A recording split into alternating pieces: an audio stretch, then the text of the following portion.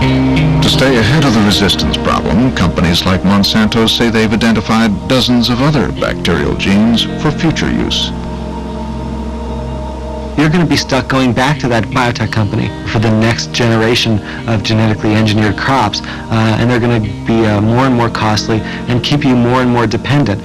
It's the same kind of treadmill that farmers have seen from the pesticide industry for 50 years. The EPA has mandated another solution to the resistance problem. It's called a refuge. For every field of Bt crops, farmers must plant a section with non-Bt crops, a place where non-resistant pests can live. Because these pests will mate with resistant pests, the refuge should ensure continuing generations of susceptible bugs. But are farmers really setting aside valuable land to be devoured by insects? It's the EPA's job to check up on them. We hold the biotechnology companies responsible.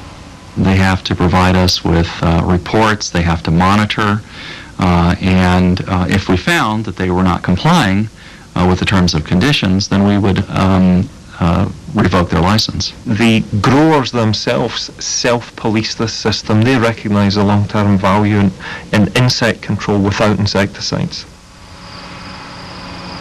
But given the ease with which starling corn got into the human food supply, critics argue it's unrealistic to expect overworked farmers to comply with onerous and costly regulations. How many farmers are actually creating these refuges? I know that they have licensing agreements where they're supposed to, but you cross America and ask how many farmers are actually spending the time to build these elaborate refuges in their farms. Maybe in some of the test farms that you're in, they will say they are. But I know I've talked to enough farmers that say that it's too much time and trouble to do it. Even if the refuge system works perfectly, genetically modified agriculture may pose another threat to organic farmers: pollen drift. The organic food industry prides itself on being pure, but contamination by GM pollen makes it difficult to guarantee their food is truly GMO-free. The biotech industry knows that their crops will contaminate neighboring fields, and that will make it difficult, if not impossible, for organic farmers to provide their consumers with food that's free of genetically modified material. Mueller believes that all technology-based farming is a mistake. He admits it's produced cheap food, but only at the expense of the environment and the American farmer. There's been overproduction for years. Prices are low. The farmer's only response is to grow more at that low cost, but everybody's doing the same thing. So everybody's producing more. The price goes down further, and then you look for another technology to allow you to produce more. So there is a treadmill going on there, and what's not being accounted for? What's not being accounted for is the whole environment. You know, from the beneficial insects to the monarch butterflies that fly through, to the waterways that have to deal with what runs off his field, whether it's nitrate fertilizers or pesticides. I would like to see more organic farms. I would like to see all agriculture be organic. But how feasible is this? With its fertile soil, good climate, cheap labor, and affluent customers, California is perhaps the ideal place to grow organic food. But can organic farming work for the rest of the world? This organic movement is ridiculous. For those who want to go the organic route, God bless them. Let them spend more money for their food. But looking at the world at large, this is an impossibility. Norman Borlaug won the Nobel Prize for his work on the Green Revolution. He used chemical agriculture and crop genetics to save parts of the developing world from starvation.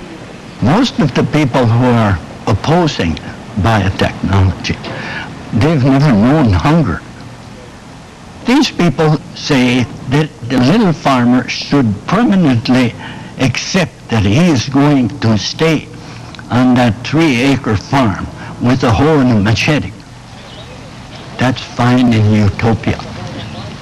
But don't give the world the false idea that they can produce the food that's needed for 6 billion people.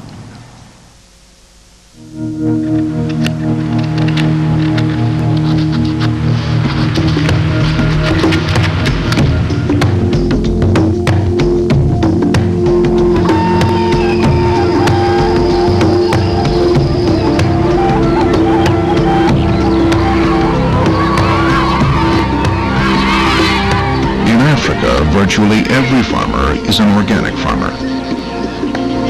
Here it's called subsistence agriculture. At the mercy of the weather, but blighted with year-round pests and poor soil, and unable to afford fertilizers and pesticides, most barely grow enough to feed their families. But Florence Wambugu, a Kenyan scientist, wants to change this. Yeah, you see, the farmer is very intelligent. What he is rejecting is virus infected. He is calling it burnt, sunburnt, because it looks yellow, chlorotic, whatever. But that is indigenous wisdom. That's the way he has kept his crop going. Okay? This farmer grows sweet potato, a very important staple, but one that is under constant attack from weevils and the feathery mottle virus. This one is a typical symptom of feathery mottle virus. This is the cranking here, the reduction in size, so the poor quality. This is not the color of the sweet potato. The normal color should be this. So you can see the color has been destroyed by the disease. This is 1 hectare. You got 2 hectares. From this area, he should be harvesting probably 4 times what he's getting right now. Traditional methods of farming have so far prevented the virus from wiping out the sweet potato crop. But this type of subsistence agriculture cannot raise Kenyans out of poverty or feed the rapidly growing population. To break the cycle, Wambugu believes Kenyan farmers must greatly increase productivity. And the quickest way to do this, she thinks, is to use biotechnology. So in 1992, she traveled to St. Louis to spend 3 years at Monsanto, where the company supported her research to make a genetically modified sweet potato. What were they expecting in return? Projects like the sweet potato for Africa, we will never make any money from and have no expectation to. The reason to do it is several-fold. To my mind, the most important one is because we can, and it doesn't cost us that much to do it. In the longer term, as poorer farmers do better, they become richer farmers. And at some point, those richer farmers can start buying our other products. Returning home to Kenya, Florence Wambugu set out to test the GM sweet potato to see if it would resist the feathery mottle virus. The Kenyan Agricultural Research Institute set up field trials at a number of sites. The results were striking. While the diseased plant had small, damaged leaves, the GM variety grew tall and lush. And underground, the difference was even more pronounced. The GM variety was large and healthy. Unmodified sweet potatoes, grown with traditional organic methods, could not compete. May I say that organic farming has not worked in Africa, and it is not going to work. It's not the answer. Ironically, says Wambugu, the answer for the least developed people in the world may be the most advanced technology. In contrast to complicated and costly chemicals, GM technology is built into the seed. All the farmer has to do is plant it. What farmers need is technology that is packaged in the seed that actually is resistant to the pests and diseases, and planted the way they have always planted. That to me is sustainable. The GM technology is appealing, and to me I say it's user-friendly. It does not demand the farmer to go and be educated how to use it. But can a poor country like Kenya oversee this powerful new technology without the equivalence of the USDA, EPA, and FDA. We have trained some of their researchers. We've also supported training of a number of their regulators to develop a Kenyan national regulatory system, which they have done. And we have trained their extension workers so that when it comes time to field test these plants in a number of different locations, which is currently ongoing, that they would know how to do that. Catherine Ives runs a program at Michigan State University to help developing nations produce more food. People understand that if they can produce more food, they can feed their families and keep their children healthier. They understand that if they can make their land more productive, maybe they can send their children to school as opposed to have them out in the field all day. One of the biggest obstacles poor farmers face, especially in the tropics, is poor soil, loaded with excess minerals like aluminum or salt.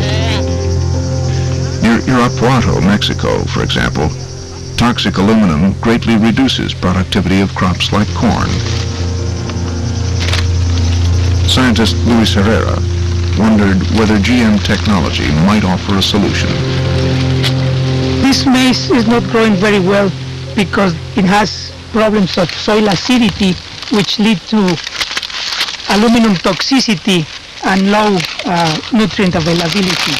So what happens is that the root system of the plant doesn't grow, and it cannot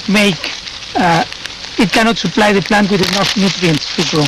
And what the farmer finds is that the productivity of the plant is not good. Usually you should have this big and you have very little production.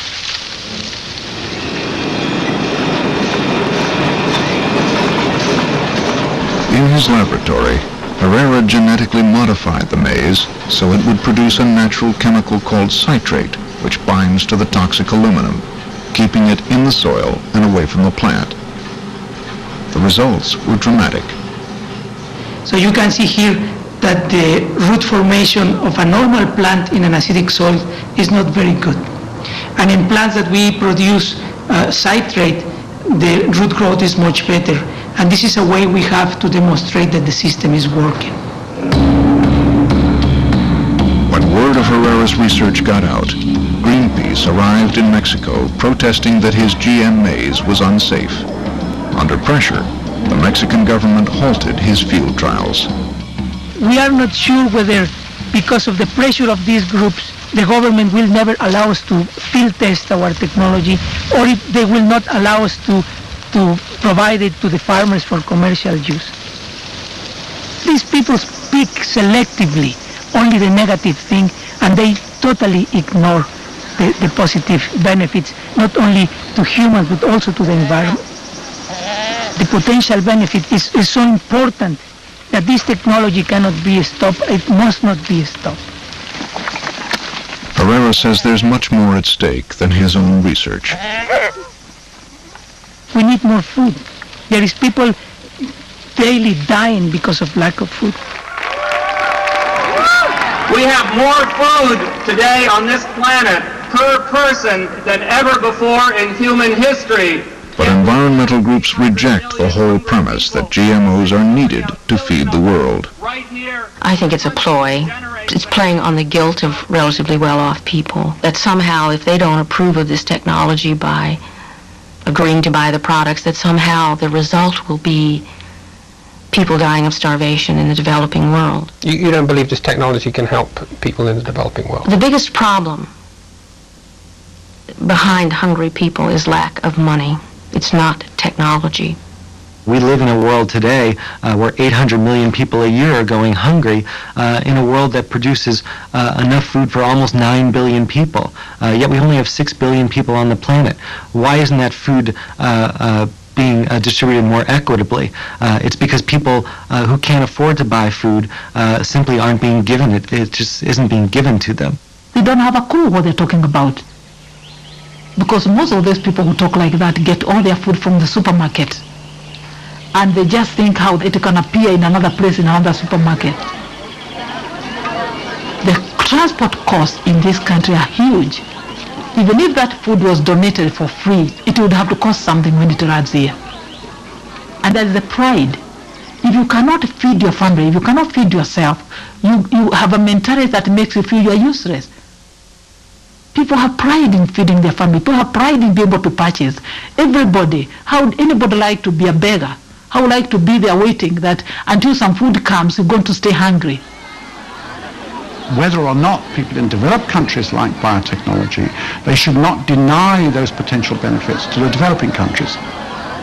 We've got 800 million people who are chronically undernourished. We've got 1.5 billion more people who will be added to the world population by the year 2020. Now, that's an enormous number of people to be fed.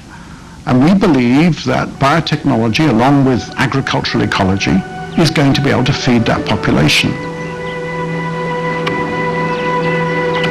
Are the dreams of raising Africa out of poverty on a collision course with the concerns of people living in rich nations half a world away?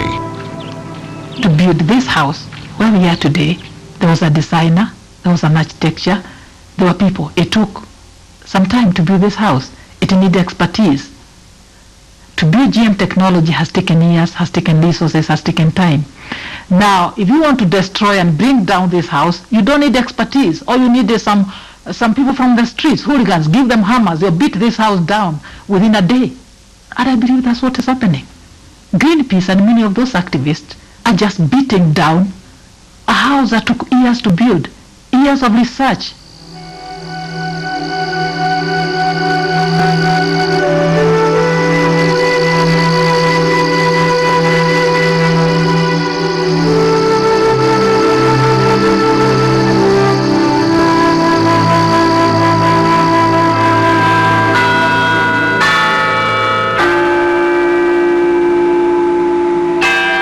One of the universities that supports Florence Wambugu's work in Africa is Michigan State University.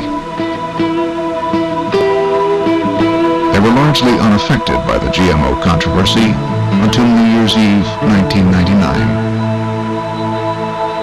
I was walking into downtown East Lansing to go out for New Year's Eve, and we saw the fire trucks and the engines going towards the area where we worked on campus, and saw smoke, and we said, this is a real fire.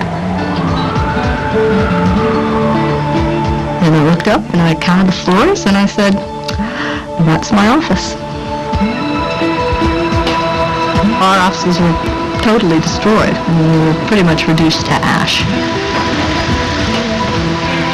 We assumed that there was an electrical fire, but it became clear to the investigators that it was an arson. The initial investigation, the issue was, did we have any ex-boyfriends or girlfriends that would be mad at us?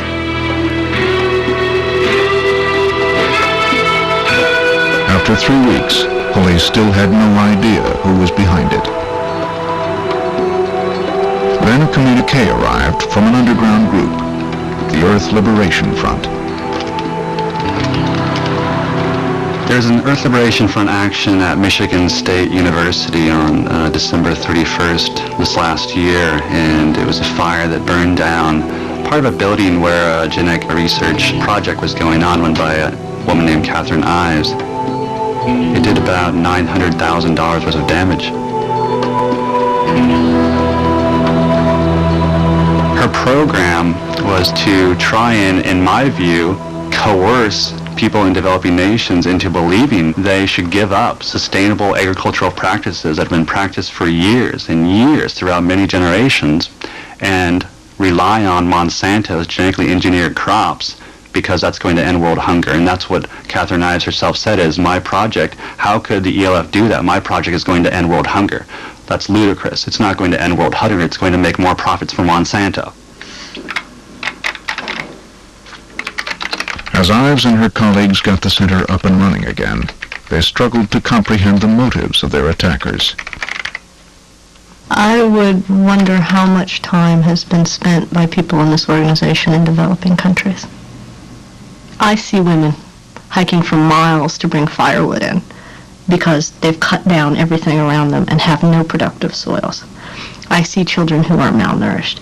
They do not have sustainable agricultural practices in place in many parts of the world. That is what we're trying to help them develop. Ives also wondered whether the ELF was aware that Monsanto's contribution to a $20 million budget was only $2,500. I know it wasn't millions and billions of dollars for that project, but it was some money, and I don't care if it's 50 cents or $500,000. It's still coercion, I think, to some degree, that a corporation is funding a project, I think, for their own benefit, and she's playing into it. It's not the money, it's the morals involved. It's the morals involved. Interesting.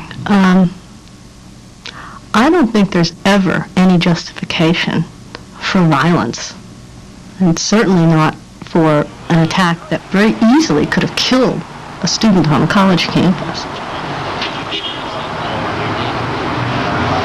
The FBI has not managed to catch the people responsible for the arson attack. And despite several appearances before a grand jury, Craig Roseborough insists he's just the ELF spokesman. He doesn't know who did it. I received, I believe, a total of 6 subpoenas to either testify or supply information, give fingerprints to that grand jury. So far, I have been able to steer myself away from any formal charges by the grand jury. Mainstream environmental groups like Greenpeace disavow the actions of ELF, both for their violence and their secrecy.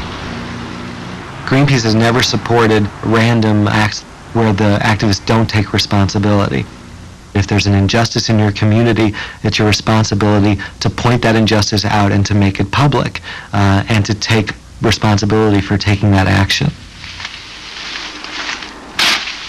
Undaunted, the ELF has continued its program, targeting a series of university test sites growing new varieties of GMOs. Companies, a lot of times, are not going to listen to ethics, or one saying that please, please, use your morals to stop the unjust acts, when they're making millions or billions of dollars a year off it. What they're going to listen to is their profit and loss margin. If you cause them enough economic damage or economic sabotage to their company, hopefully they will see that it's in their best interest to stop their unjust acts.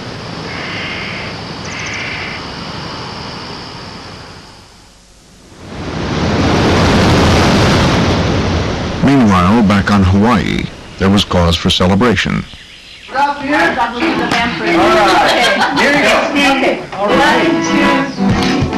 They'd negotiated the licenses they needed from Monsanto and the other patent holders.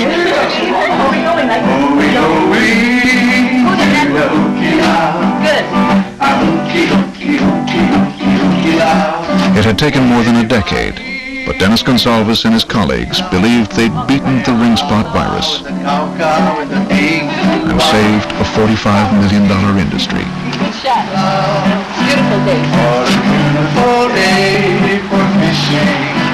Once in a while a technology comes along that is really good, that you can do something within your career span, and this is one technology. For me, it's been very satisfying, maybe even more satisfying to try to see it where one day I visit Thailand or visit Brazil or Jamaica and can see the transgenic papaya just like how they grow in Hawaii.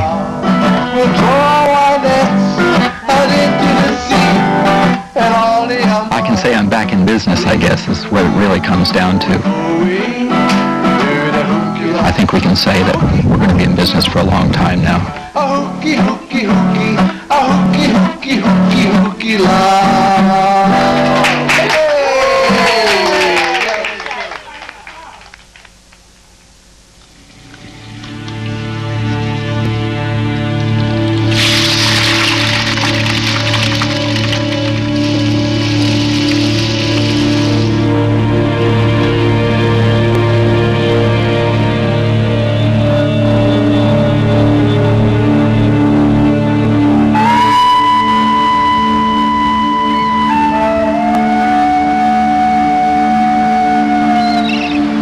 Prince Edward Island in Canada, fishermen prepare their nets to go out and fish.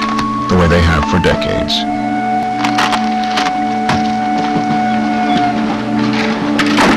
But this kind of fishing is dying. Increasingly, fish is produced in farms, where fish are raised and fed like cattle.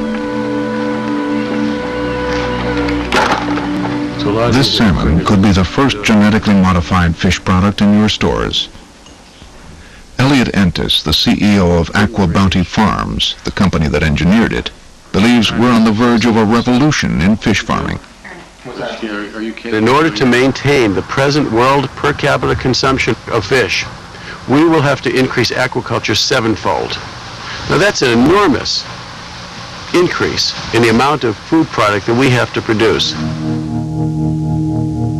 These salmon have been genetically engineered to grow 4 times faster than normal salmon. Awaiting U.S. regulatory approval, Aqua Bounty Farms grows them in tanks in a secure facility. Normal Atlantic salmon don't grow in the winter. The GM salmon, however, has been engineered with a gene from another fish, the ocean pout. This triggers a growth hormone gene, causing the salmon to keep growing even in winter.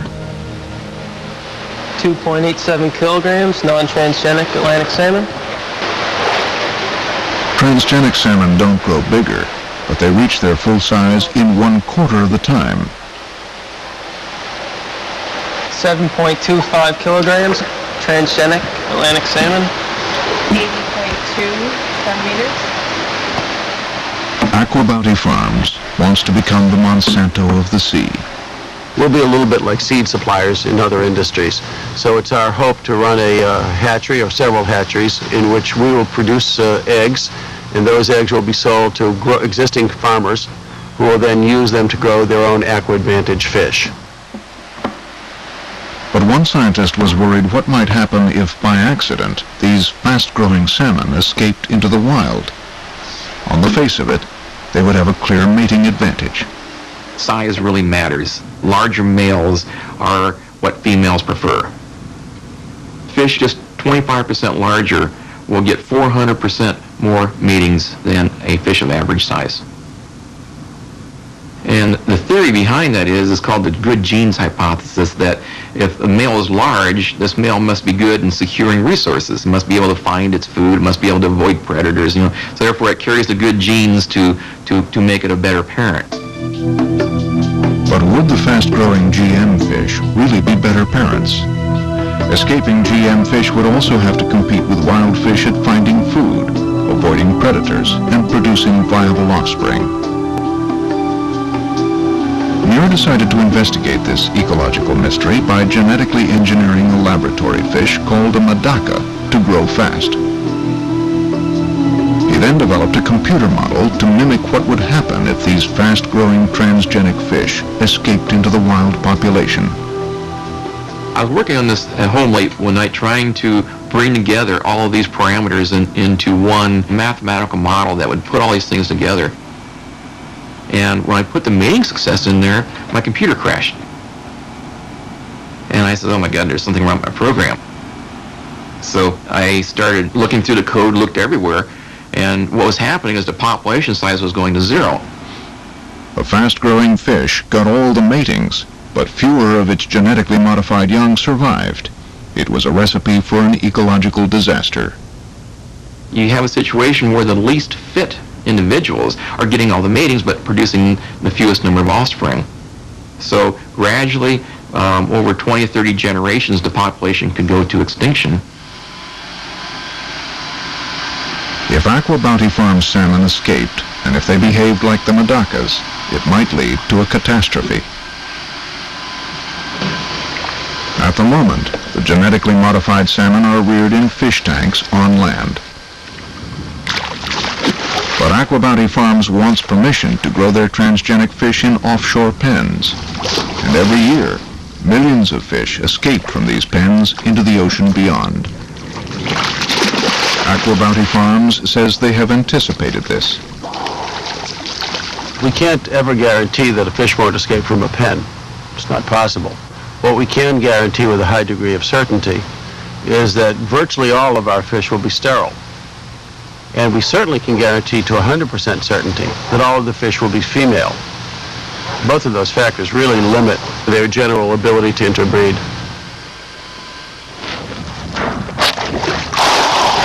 Despite these safeguards, Muir says we should be cautious. The worst case scenario is that transgenic salmon get loose from net pens and that one of them happens to be fertile. Theoretically, one fish can do it. It's not highly likely, but as we have more and more fish pens and more escapes, the probability increases.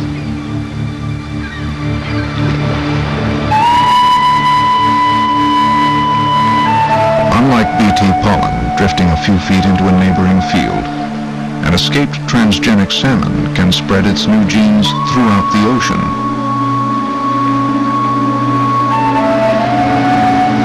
The FDA is expected to rule on GM fish by the end of 2002.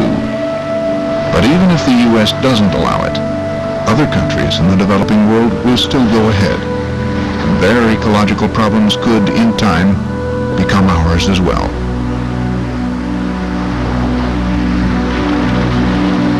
Whatever the fate of GM fish, many other GM products are in development. Scientists at Cornell are already working on the second generation of genetically modified organisms, and they're moving beyond simply producing food. Some, like Charles Arnson, want to make medicines. For 10 years, he's been trying to produce safer vaccines for hepatitis B and Norwalk virus, diseases which kill millions in the developing world.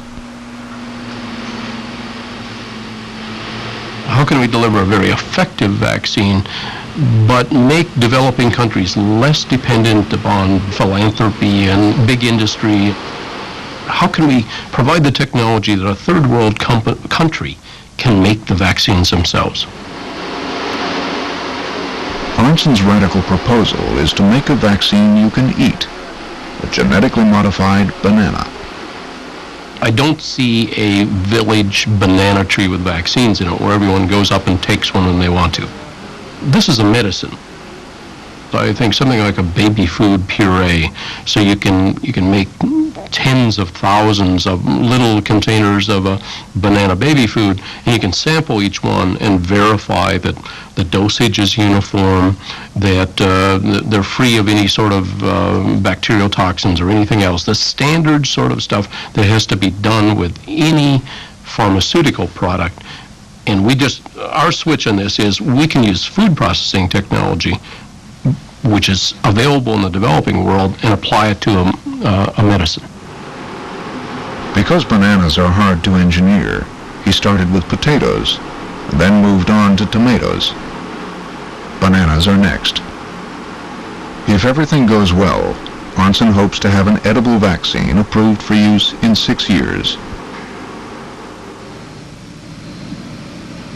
In Switzerland, scientists have engineered a crop to prevent blindness in millions of children who lack vitamin A. It's rice. My entire scientific career has been devoted to this dream, to be able to help to solve burning problems of humanity.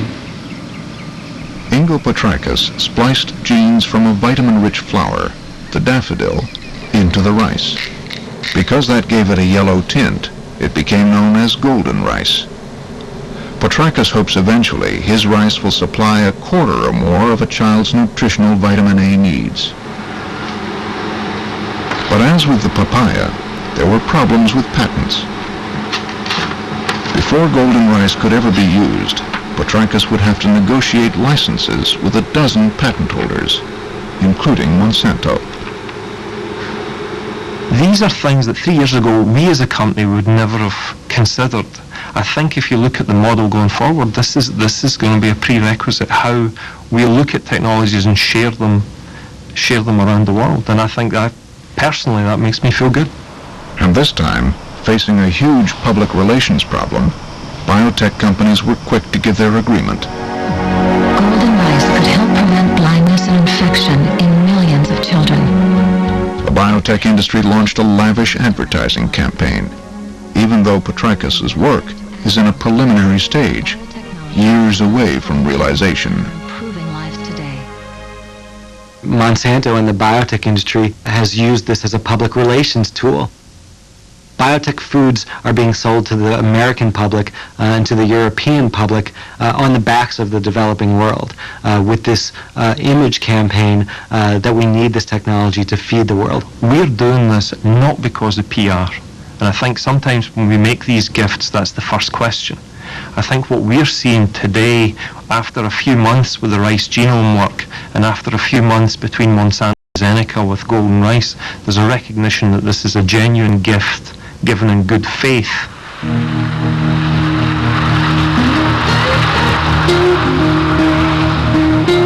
Whether you think GMOs are a force for humanity or a reckless experiment, some experts argue that we shouldn't judge it by what we've seen so far.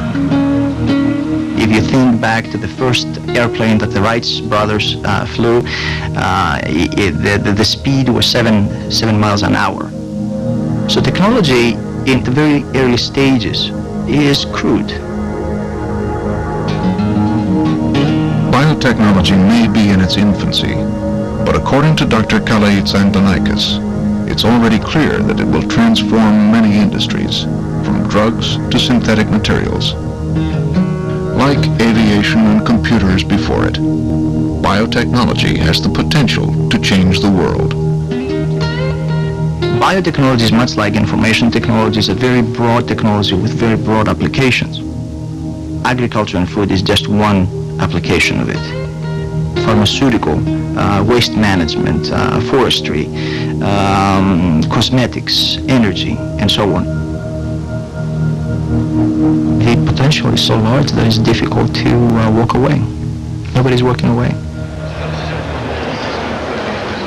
This prospect of biotechnology dominating 21st century commerce has not gone unnoticed in Europe. In February 2001, marking a radical turnaround, the EU voted to end the ban on GM crops. In its place, they are setting up a rigorous system to regulate, label, and track GMOs. European politicians like David Bowe are gambling Greenpeace won't have enough popular support to overturn it. Some of the campaigns that Greenpeace are running have run out of a bit of steam, I think. Everybody will tell you can only run one scare once. After a while, if you cry wolf again, people ignore you. And I think that may be what's happening with some of the Greenpeace campaigns. And then certain pounds and pounds. And I think as long as we operate the rules rigidly and strictly and in the interest of the general public, we will succeed in getting acceptability of GM products in the marketplace, whether they're food or pharmaceuticals or many of the other applications that we're going to see. Europe will not accept genetically modified foods. And it will make no difference what the European Union says or Washington or the World Trade Organization. I think the introduction of genetically engineered foods in Europe and in parts of Asia and hopefully in America, I think it's going to be considered one of the great financial miscalculations in the history of introducing a new commercial line into the marketplace. Suppose someone argues that the only way American farmers rate the following statements.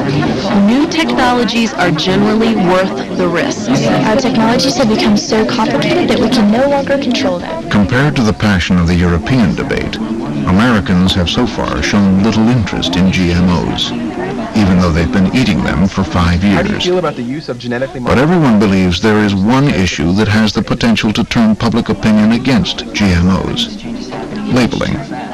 The biotech industry is scared to death of labeling. In fact, biotech industry representatives has said putting a label on genetically engineered foods is like putting a skull and crossbones on it. To put a label on biotech foods, a mandatory label, would be an indication that something is wrong. That's the implication. And that would be absolutely false. That would be misleading to consumers. We believe very strongly that these products are safe. And in their safety, there is no need to label. And that's the position that has been held by the FDA. You know, we label everything in the United States. You can look on a label on processed food and you can see the whole history of that food. Why would we make an exception when it came to genetically modified food ingredients? How many of you would vote for that? If the FDA were to insist that all GM foods should carry labels, would that cause people to reject them? Well, suppose we go then for a policy in which we add a requirement of labeling. How many of you could vote for that type of a policy? Virtually everyone. I think that you should label it and let people have a choice, just like we know about our calories. Okay. I want to be aware that it's in there.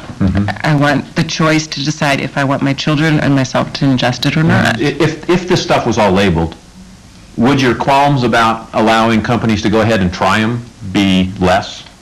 Does it affect your willingness to tolerate, essentially, research and development if you know that whatever is produced has to be labeled? It lets me make my own choices. Right, instead of having it foisted upon me with no information. I think the labeling is just... The full survey results are equally clear-cut. The effect of labels is the opposite of what most people expect. European countries have been a lot less. The single strongest point that leads people to increase their level of support is the labeling question. If labels were there and people could choose, you get massive majority in favor of GMOs. Even though serious accidents are sure to happen. Why should labels reduce Americans' fear of GM food? It's all about choice. Many people accept risks. We ski, we ride mountain bikes. Extreme sports are a big deal in the United States, so people like taking risks, but they like to choose their risks. People don't like to have others imposing risk upon them, particularly if the other is imposing the risk for purposes of generating a profit. Ironically, by the time U.S. consumers get a choice, it may be impossible to find much food without GMOs. In recent months, U.S. food companies like Gerber, who sought out non-GM grains so they could label their produce GMO-free, have been shocked to discover that their products still contain genetically modified ingredients. 6 years of growing, shipping, and processing GMOs appear to have dispersed them throughout the U.S. food system. Every country in the world is now trying to decide what to do about GMOs. Because the controversy has forced us to question the safety of the food we grow, in the long run, we are all better off. But in the short run, there may be casualties in the GM food war.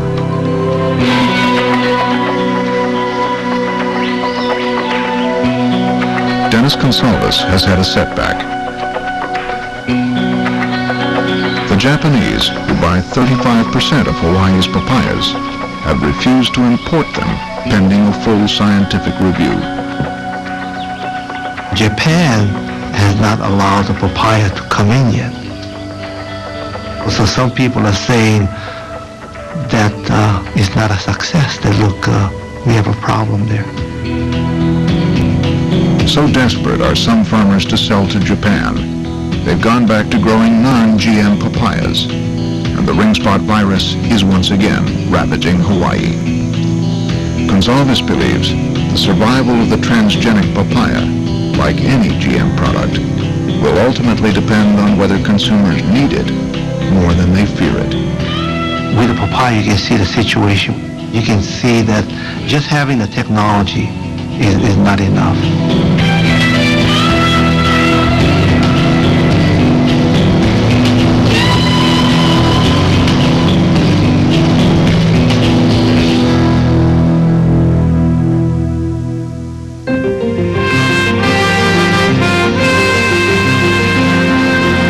Explore more about biotech foods on the Frontline Nova joint website.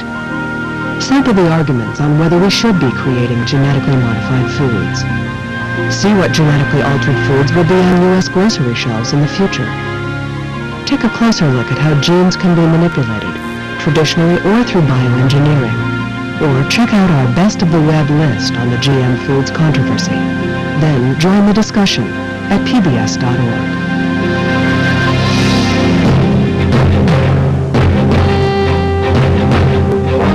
Next time on Frontline, it's all about buying and selling cool. The system closely studies kids to figure out what will push their buttons. Then it glares it back at them, relentlessly. Frontline investigates the merchants of cool.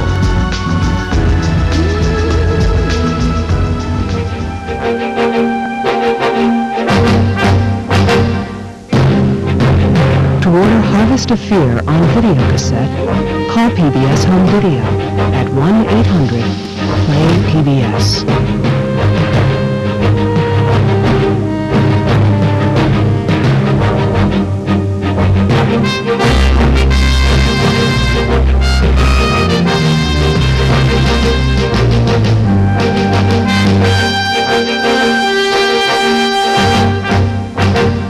National corporate funding for Frontline is provided by Earthlink,